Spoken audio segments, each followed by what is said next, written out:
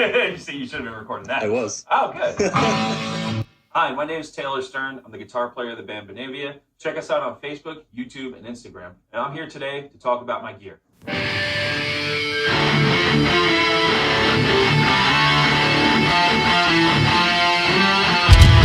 The driving force behind my sound and really the powerhouse of it all is the Mesa Boogie Mark IV. Without this amp, I really don't think that I could get the sound that I want. I played through Marshalls, played through PBs, and really nothing quite matches this.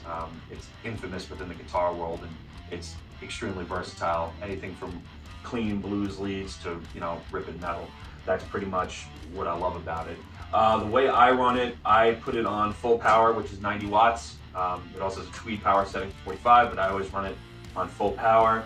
I've really never taken this thing past 5. I'm kind of scared to, but pretty much with the speaker setup that I have, 212s, I really wouldn't advise it anyway. You really use like a bigger cabinet for that, but I feel 212s gives a really good mix of power, performance, and just that portability, not having to lug a cab around. This amp does come with a graphic EQ, which is honestly the most amazing thing about this amp, built-in graphic EQ.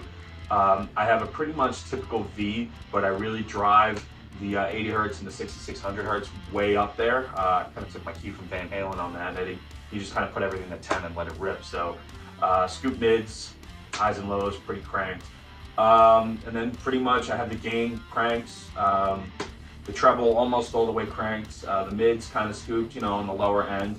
And it just does what I need it to. I control it via the amp foot switch, FU3 Mesa Boogie foot switch. I could switch between the clean channel, lead, I can pop on and off the EQ if I want just a different kind of tinnier sound to it. It pulls back EQ and it gives it it sounds like a completely different amp.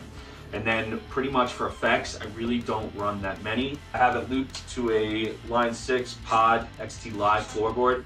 I've had this thing for many years. It's dependable. I use it pretty much for a volume controller, and it runs my chorus.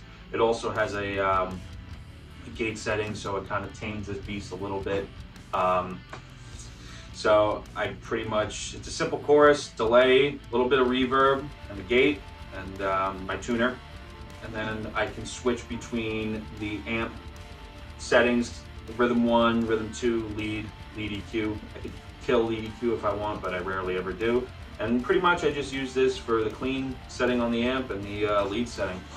Really simple. I know a lot of guys like to run a lot of different effects. I'm not one of those guys.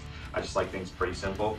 And then for guitars, right now I'm playing Dean Dime Razorback, just something I picked up, cheap, does the job.